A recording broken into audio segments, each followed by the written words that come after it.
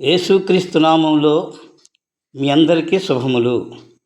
ఈరోజు మనము మార్కు సువార్త నుండి కొన్ని ప్రశ్నలు వాటి సమాధానాలు తెలుసుకుందాము. 1. పరమాత్మని కుమారుడవైన క్రీస్తువు నీవేనా అని ప్రధాన యాజకుడు అడిగిన ప్రశ్నకు యేసు ఏమని సమాధానం చెప్పాడు?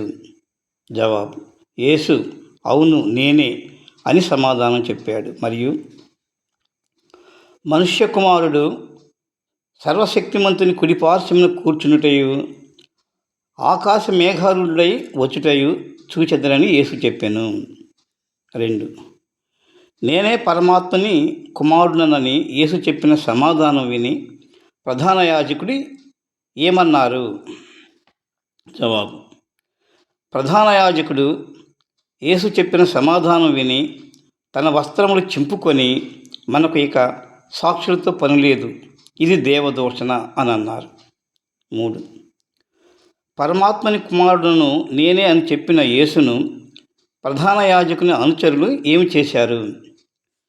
పరమాత్మని కుమారుడును నేనే అని చెప్పిన యేసును ప్రధాన యాజకుని అనుచరులు మరణమునకు పాత్రుడు అని నేరస్థాపన చేశారు. కొందరు ఆయన మీద ఉమ్ము వేశారు. ఆయన ముఖం మీద ముసుగు వేసి ఆయనను గుద్దారు. ప్రవచింపమని అన్నారు.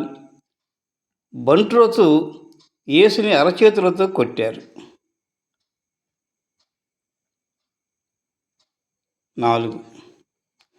ప్రధాన యాజకుని పనికత్తెలలో ఒకతే పేతురు చలి కాచుకొనుచుండగా నిదానించి చూచి పేతురుని ఏమి అడిగింది?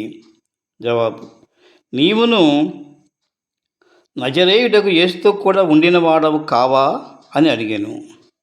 5. అందుకు పేతురు ఏమి సమాధానం చెప్పాడు? జవాబు: అందుకు పేతురు, ఆ యేసు ఎవరో నేను ఎరుగను, నీవు చెప్పింది నాకు బోధపడలేదని చెప్పి పేతురు నడవలోనికి వెళ్ళాను. అంతటా కోడి కూర్చాను. 6. ఉదయం కాగానే ప్రధాన యాజకులను, పెద్దలను, శాస్త్రులను, మహాసభ వారందరూ యేసును ఎవరి దగ్గరకు తీసుకుని పోయిరి? జవాబు: యేసును బంధించిన మరుసటి రోజు ఉదయం కాగానే ప్రధాన యాజకులను, పెద్దలను, శాస్త్రులను, మహాసభ వారందరూ కలిసి ఆలోచన చేసి యేసును బంధించి తీసుకొని పిలాతునకు అప్పగించిరి. 7. పిలాతు యూదుల రాజువు నీవేనా అడిగిన ప్రశ్నకు యేసు ఏమని సమాధానం చెప్పారు? పిలాతు యూదుల రాజువు నీవేనా అడిగిన ప్రశ్నకు నీవన్నట్లే అని యేసు సమాధానం చెప్పారు. Thank you.